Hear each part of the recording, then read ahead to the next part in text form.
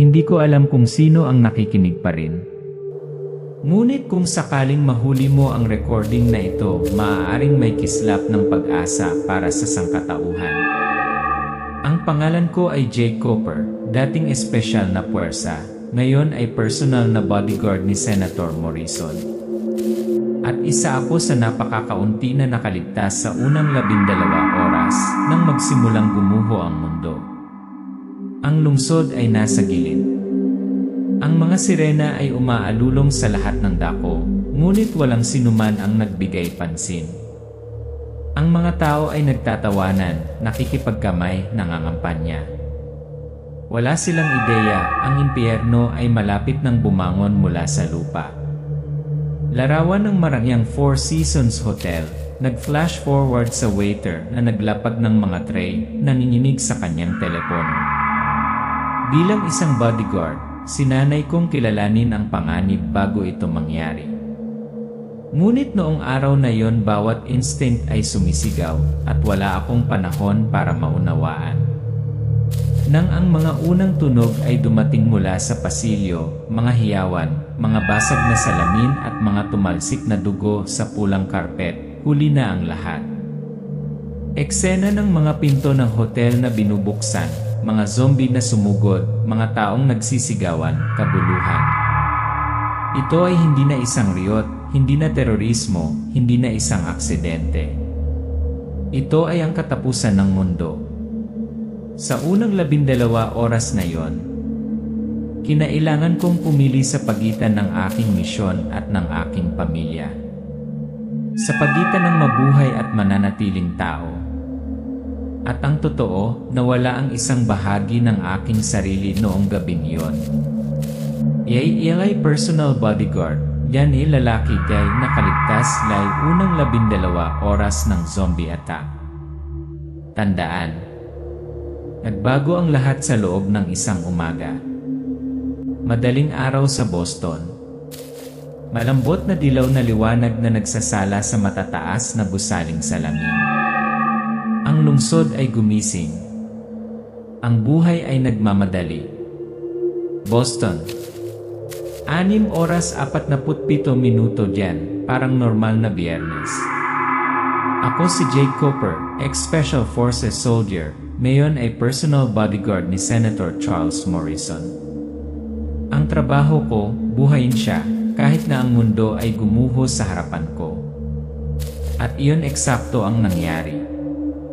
Si Jake sa elevator ng Four Seasons, malamig ang mga mata, naka-security headset, tinitignan ang Glock pistol sa kanyang vest. Isang karaniwang araw sa trabaho, ay escort ang senador sa isang fundraising breakfast. Nagawa ko na ito ng 100 beses. Pero ngayong araw everything went off the rails. Scene na naglalakad si Jake sa grand lobby ng hotel, kung saan handa na ang party. Ang mga ilaw ay dilaw, ang mga mesa at upuan ay magarang, ang mga politiko ay nagtatawanan at nag-uusap. I could feel it, an invisible tension. Parang pinipigilan ng hangin ang hininga. Flashbacks, nanininig ang mga waiter habang nagbubuhos ng inumin. Patuloy na tinitingnan ng isang manager ang kanyang phone, may pumapasok pabalik sa loob. Palipat-lipat si Jake sa kwarto, lumilibot ang mga mata niya kung saan-saan. Nakipag-eye contact siya kay Tom, isa pang miyembro ng security team na tumango ng hold position. We missed nothing. No gunfire. No explosives. No obvious signs of threat. But my instincts told me, something very bad is about to happen. Nagring ang phone ni Jake. Tumingin siya, emerhensyang mensahe, siluman sa lugar para sa buong lugar ng Boston.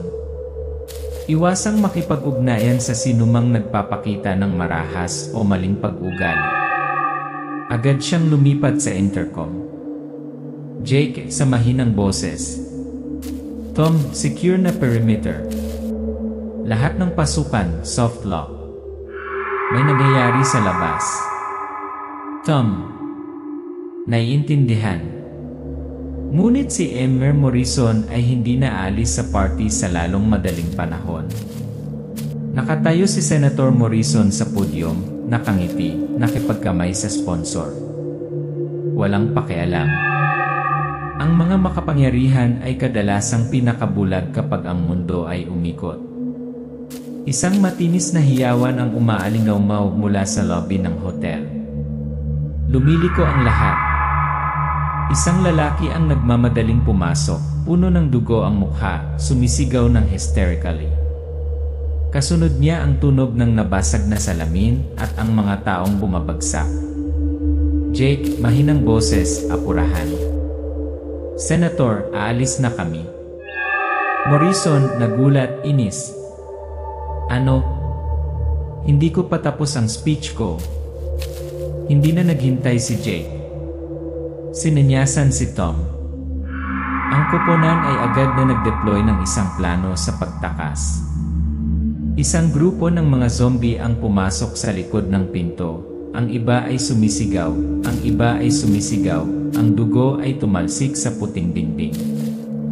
12 years in the military. 5 years as EA guard. Pero never pa akong nakakita ng ganito. Hindi sila tao. Wala silang dahilan. Wala silang takot. Gutom lang sila at ang mga hiyawan ng impyerno. Bumunot si Jake ng kanyang baril, tumpak na binaril sa ulo ang isang nahawahan habang nagmamadali siyang pasulong. Kinaladkad ng escort si Morrison palabas ng pinto ng kusina ng hotel, dugo kung saan-saan. Protektahan ang target. Panatilihin siyang buhay sa lahat ng bagay. Ngunit sa aking isipan isa lang ang bagay, ang aking kapatid na babae at pamangkin ay nasa Worcester. At ang impyernong ito ay kumakalat. Tumakbo si Jake at ang security team sa fire escape. Umalinggaw ang putok ng baril sa likod nila, nataranta si Morrison, nagbabala ang mga pulang ilaw. Nawalan kami ng kontrol sa loob lang ng 17 minuto. At iyon ang simula pa lang. Bumukas ang pinto sa likod ng Four Seasons Hotel.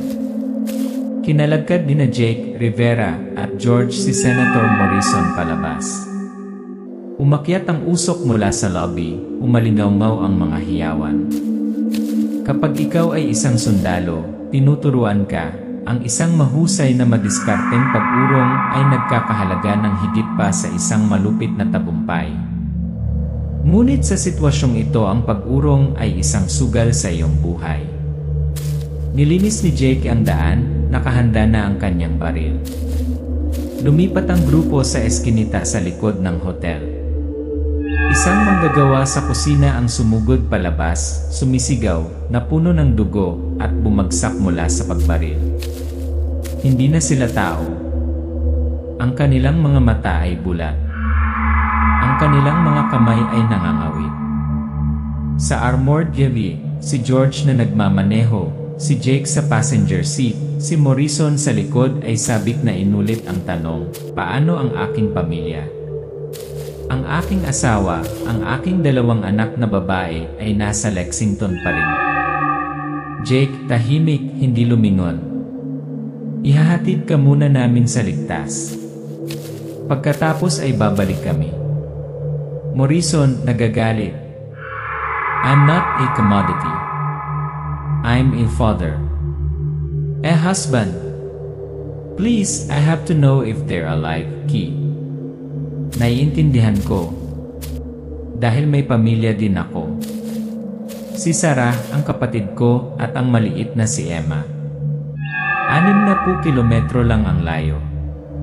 Pero hindi ako makakabalik. Hindi kapag nasa likod ko na ang responsibilidad ko. Ang kotse ay nagmamaneho sa gitna ng lungsod. Sa daan, nakikita nila ang mga bangkay na nakahandusay kung saan-saan. Ang ilan ay kalahating kinakain. Isang tumaob na bus ang humarang sa daan. Napilitan si George na dumaan sa gilid ng kalsada.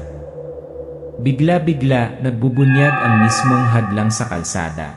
Isang grupo ng mga armadong sibilyan ang nakatutok sa kanila ng baril. Pinuno sumisigaw. Tumigil! Humiwalay! Walang aalis sa lungsod. Jake, mahinang boses. Hindi sila zombie. Pero mas natatakot sila kaysa sa mga zombie. Natatakot na pumutok ng gatilyo. Inilabas ni Jake ang kanyang mga kamay sa bintana, sinusubukang makipag-ayos. Ngunit sa likod ng kotse, nagsimulang lumitaw ang ilang mga zombie. Ang mga sibilyan ay nagkakagulo. Nagsimula ang malaking aksyon, sumigaw si Jake ng bilisan. Humakbang si George sa gas. Bumagsak ang SUV sa harang sa kalsada habang umaalingaw-ngaw ang mga baril kung saan-saan. Mabagal na galaw, nabasag ang salamin, kumikinang, nawawala ang mga zombie. Bumilis ang sasakyan palayo sa kabuluhan. May mga sandali, ilang segundo lang ang magpapasya sa pagitan ng buhay at kamatayan. At hindi lahat ay sapat na cool upang hilahin ang gatilyo sa tamang oras. Nakarating sila sa Safe House Alpha, isang hiwalay na bahay sa Cambridge. Ngunit ang usok ay nagmumula sa ikalawang palapag. Close up, nakabukas ang pintuan sa harap, may dugo sa mga hakbang. Kumakalat ang apoy sa bubong. Rivera nagulat. Shit, dito muna sila. Jake, pinigilan. Back up. Walang oras. Ang Safe House Alpha ay nagniningas tulad ng bawat plano namin. Ang Boston ay hindi naligtas. At anumang paniniwala sa kaayusan ay wala na. Binuksan ni Jake ang offline na mapa, nanlilisik ang mga mata, mabilis na desisyon, isang inabandunang paaralan 3 blok ang layo, St. Patrick's Academy. Jake, cool. Kailangan namin ng mataas na lugar, seguridad na bakuran. At sapat na oras para malaman kung saan magmumula ang susunod na impyerno. Ang SU ay lumiko sa bakuran ng paaralan. Bumukas ang kalawangin na gate. Ang grupo ay nagtutulak sa loob, ang paglubog ng araw ay nagpinta ng madilim na dilaw sa ibabaw ng mausok na kalangitan. Pumasok si Jake at Rivera sa paaralan, nakahanda ang mga baril, tinitingnan ang bawat silid. Nakaupo si Morrison na humihingal sa tabi ng bintana. Ang huling liwanag ng araw ay nagpapaliwanag sa kanyang nalilitong mukha. Nawala sa amin ang safe house. Ngunit napanatili namin ang aming buhay. Sa ngayon. At alam ko kung gusto kong iligtas ang pamilya ko, kailangan kong dalhin si Morrison sa finish line bago tuluyang gumuho ang mundo. Loob ng inabandunang St. Patrick's Academy. Ang mga flashlight beam ay tumatawid sa mga bakanting pasilyo, naka-graffiti na pader, at nakabaligtad na mga mesa. Noong araw, naisip ko na ang responsibilidad ay tungkol lamang sa paggawa ng trabaho. Pagsunod sa mga patakaran, pagpapanatili ng disiplina. Ngunit kapag ang mundo ay gumuho, sino ang makatitiyak kung ano ang tama? Ang silid-aralan ay pansamantalang isinara bilang isang post ng kaligtasan. Umupo si Morrison sa desk ng guro, hawak ang telepono, paulit-ulit na tumatawag ngunit walang sumasagot. Pula ang mata niya. Morrison, pabulong. Hindi sinusundo ang anak ko. Elizabeth. Caroline. God, please let them live. Jake, nagpapasya. Mayroon kaming 40 minuto bago isara ng militar ang lahat ng labasan mula sa Boston. Ang Newton checkpoint ang huling paraan. Morrison. Jake. Kung hindi ko kayang protektahan ang sarili kong pamilya, ano ako? Close-up shot, diretso ang tingin ni Jake kay Morrison. Hindi na bodyguard na nakikipag-usap sa isang politiko, kundi isang lalaki sa isang lalaki. Jake, dahan-dahan, mapait. Senador ka. Sundalo ako. Pero iba na ngayon. Doon, walang pakialam ang mga zombie sa posisyon, ranggo, o status. Pare-parehas tayong lahat kung sino ang mahina, unang mamatay. Isang mabigat na sandali ng katahimikan. Sa labas ng bintana, ang mga silweta ng mga zombie ay nababanaag sa liwanag ng buwan. Morrison, tahimik. So ano ang pipiliin mo, Jake? Misyon o laman at dugo? Jake, itinaas ang ulo, matigas ang mata na parang bakal. Piliin ko pareho. Pero hindi sabay-sabay. Maghihiwalay na ako. Sasamahan ka ni George at Rivera sa checkpoint. Ay babalik sa Worcester. Farewell scene, hinawakan ni Morrison ng mahigpit ang kamay ni Jake. Wala na sa kanilang dalawa ang sinasabi pa. Isang tingin lang, alam na alam, maaaring ito na ang huling pagkakataon. Ang background music ay kumukupas, tanging paghinga, hangin, at Jake na nagtap sa offline na mapa. Nagsisimula ang dalawang magkatulad na storyline. Storyline 1, Morrison, kapangyarihan at katotohanan. Dinamaneho ni George sina Morrison at Rivera sa Boston sa isang isi. Ang lungsod ay isang higanteng bangkay, kumikislap ng mga traffic light, desyerto na kalye, loudspeaker na umuulit ng mga emergency na anunsyo. Akala ko noon, ang kapangyarihan ang nagbibigay sa akin ng lakas. Pero ngayon napagtanto ko isa lang pala itong balabal. At kapag naalis na ang lahat, takot akong ama tulad ng iba. Dumaan sila sa ospital kung saan nagsisiksikan ang mga zombie sa pintuan. Sa loob, may hawak na mga stretcher ang mga nurse, tumalsik ang dugo sa hallway. Rivera, sa mahinang boses. Walang makakarating sa oras, Ginoo. Ang mga lugar na iyon ay bumagsak. Tumingin si Morrison sa bintana, unti-unting nawawalan ng kumpiyansa ang mga mata. Nalantad ang kanyang political ego. Hindi kami handa. Alam namin at wala kaming ginawa. Sa labas ng Worcester. Dapit hapon na. Pinahinto ni Jake ang motorsiklo ng pulis sa ilalim ng puno, ilang bahay ang layo sa bahay ng kanyang kapatid. Voice over, boses ni Jake na bulunan. Worcester kung saan ako pumupunta noon tuwing Pasko. Ang tawanan ng mga bata, ang amoy ng cinnamon rolls baking. Ngayon, katahimikan lang at ang amoy ng nasusunog. Sumunod si Jake sa bakod, umiiwas sa liwanag. Isang katawan ang nakahandusay sa gilid ng kalsada, hawak pa rin ang isang karton ng gatas. Ang bahay sa kabilang kalye ay nabasag ang mga bintana, ang mga kurtina nito ay basang-basa sa dugo. Sa likod ng pinto ng bahay, kumatok si Jake ng 3 beses, huminto, tapos 2 pa. Ang signal. Sarah, mahinang boses, naninimig sa likod ng pinto. Jake, ikaw ba talaga yan? Jake, ikaw pala. Buksan mo ang pinto. Bumukas ang pinto, hinila ni Sarah si Jake. Sa likod, nagmamadaling yumakap ang maliit na Emma sa kanyang binti. Walang sinasabi. Tahimik na pumatak ang mga luha. Nagyakapan kami, parang bumitaw kami, mawawala agad ang mundo.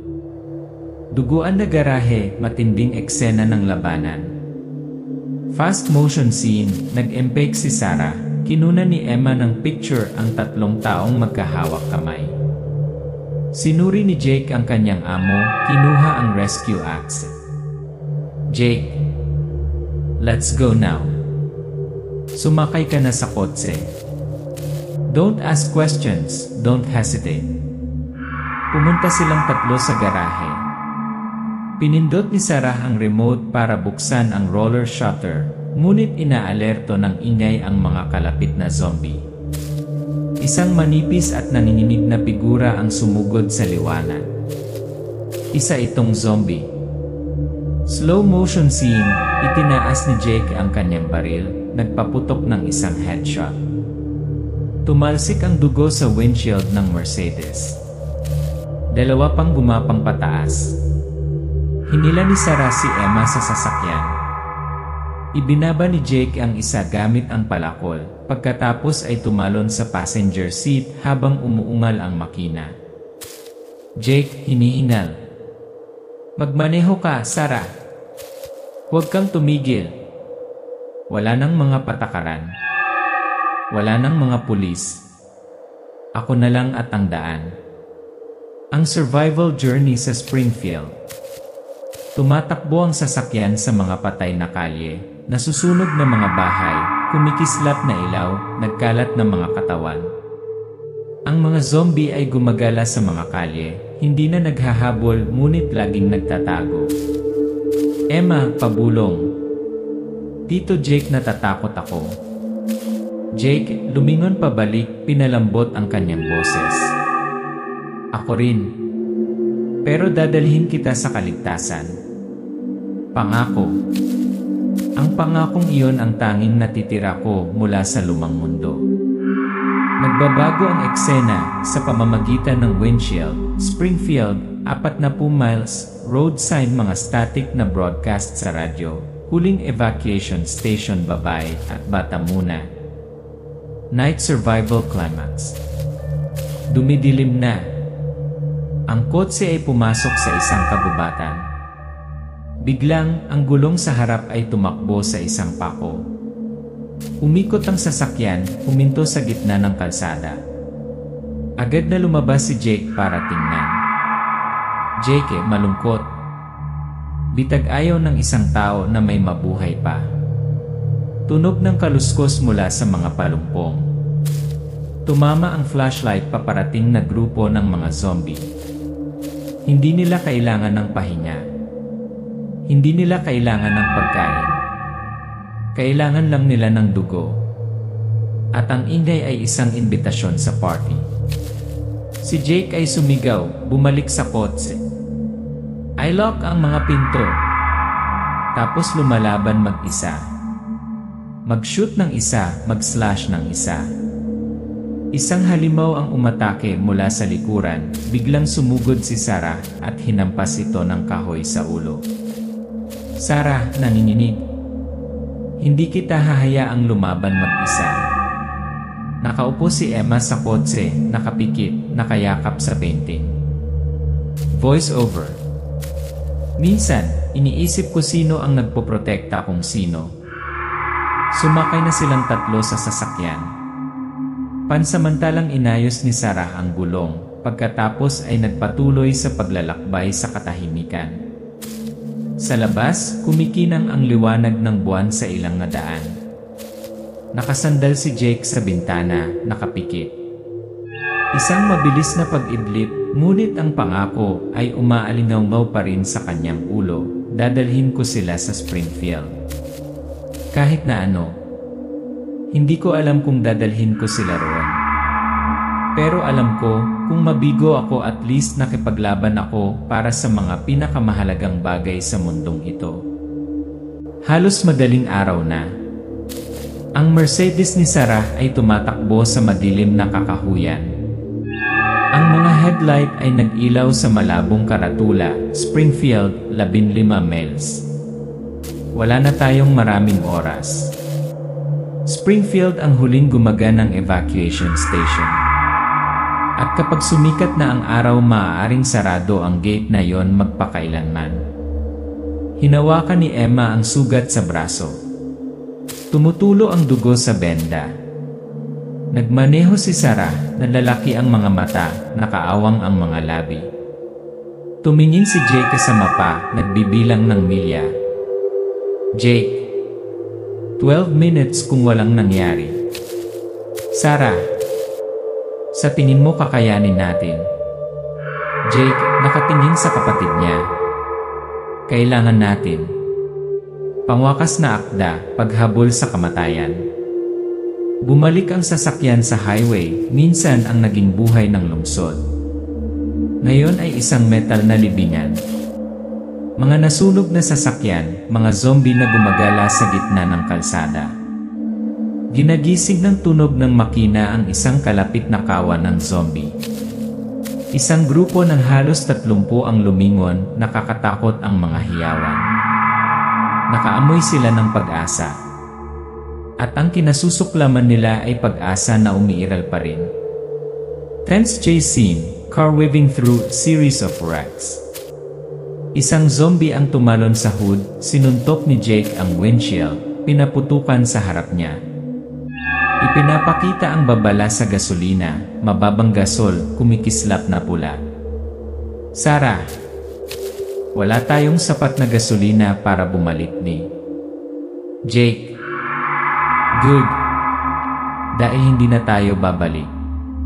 Nakaharang sa daan ang sirang tulay.